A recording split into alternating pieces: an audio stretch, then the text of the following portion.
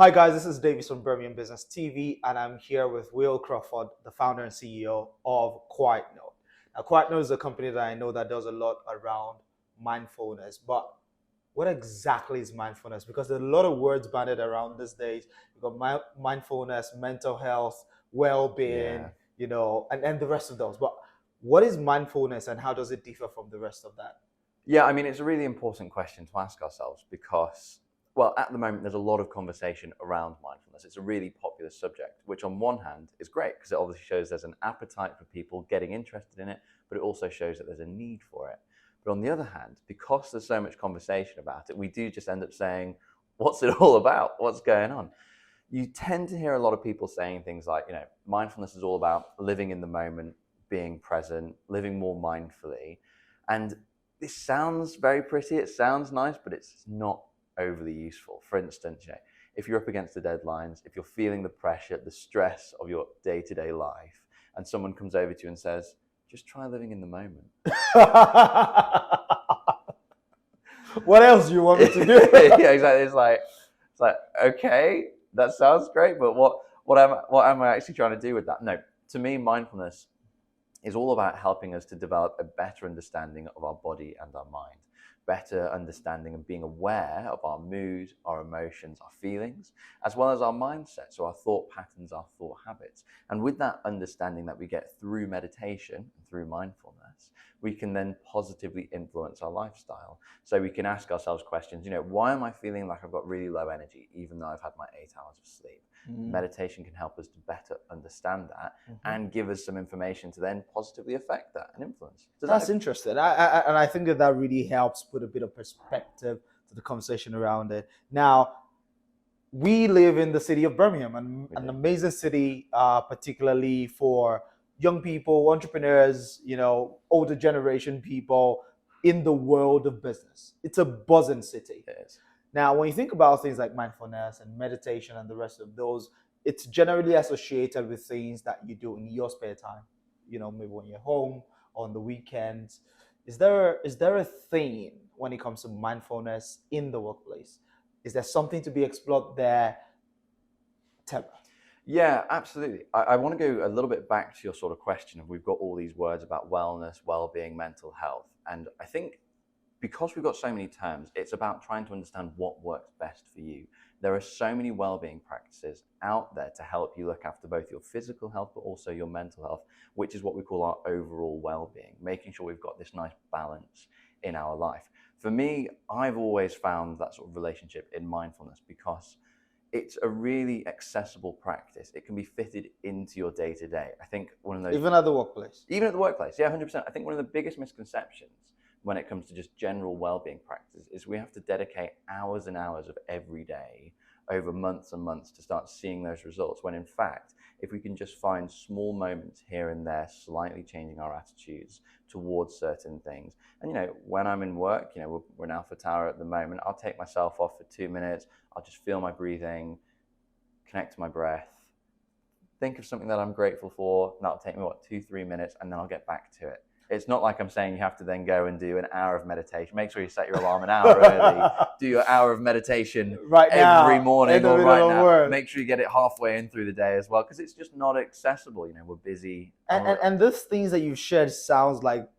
things that are very accessible that anyone can do at any time. So the question is, why are people not doing it? Is it a question of not having enough education? Yeah, I think awareness and education is a really important part. There's so many misconceptions about especially mindfulness and meditation. For instance, when you think of meditation, you probably think of someone sat cross-legged on the floor with their eyes closed, holding their hands like that. And that's quite offensive, really. And it's not true. Meditation can be done sat down just in a normal chair. It can be done lying down on your bed. It can be done lying down on the floor. There's even a meditation which involves walking. And so having that awareness, and that's sort of what we do at Quietnote, is help to educate people on how to bring mindfulness into your day-to-day life. One of my favorite things to talk to people about is what we call informal mindfulness. So it's not necessarily sitting down formally to do a meditation. It's actually thinking about your general to-do lists, your things that you're doing every single day, and how you can approach them in a more mindful way by engaging with the senses, by engaging with your breath, your body. And Well, if you think about it like this, when we wake up, everyone in the world has a limited amount of energy. Some people, like yourself, have energy that goes through the roof, massive loads of energy. But even you will find that as you're going through the day, that energy is coming down. Diminishes, yeah. Yeah. Now, if we do something like a chore or something that takes our energy, all of a sudden we're diminishing. That's coming down. But if we can find ways of taking just a regular everyday chore, like doing the dishes, but thinking of it, doing it in a more mindful way, actually engaging with what you're doing, the feeling, the texture, the smells. Yeah. And all of a sudden it becomes our mindfulness time. We're practicing, improving and enhancing our well-being, and we're getting something from it. And that energy is not going down. Yeah. It's going back up. It's going back up. So it's like you're charging your batteries. Exactly. I mean, so last question. Yeah. So people that are watching this, predominantly business people, they're thinking, oh, this guy, yeah, sounds good, but how practical is it? So we're here filming this video. We've got a minute, right? Yeah. What mindfulness practice can we both do right here, right now? Right here, right now. Okay, well, I will teach you something that is not only good for your mental health, so your mind, is good for your physical health. Guys, pay attention. And this goes for everyone. And it's a really simple question, and it's all to do with gratitude. Because in the business world, we are stressed, we're busy, we've got loads to do. Because of that, we spend a lot of our time worrying and in a negative frame of mind. And if we spend a lot of our time in that negative space, our mind builds a habit of naturally going to the negative space. So what we've got to do, we've got to find time to practice being in a positive space. So we've got that balance. Because it's about, it's that balance, isn't it? Yeah.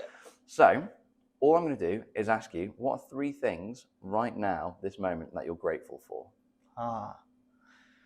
3 things I'm grateful for. That I've got a platform that can enable me to share my thoughts. Great. I'm grateful for the gift of life. Yeah. That's always a great one. I'm grateful for the croissant I had this morning. And I love that. And look how much he's smiling. he's actually, all of a sudden, just that little question, we're in a positive frame of mind. It takes, less than, and you can do it 3. Something I get people to do is hold 10 fingers up and count 10 things you're grateful for.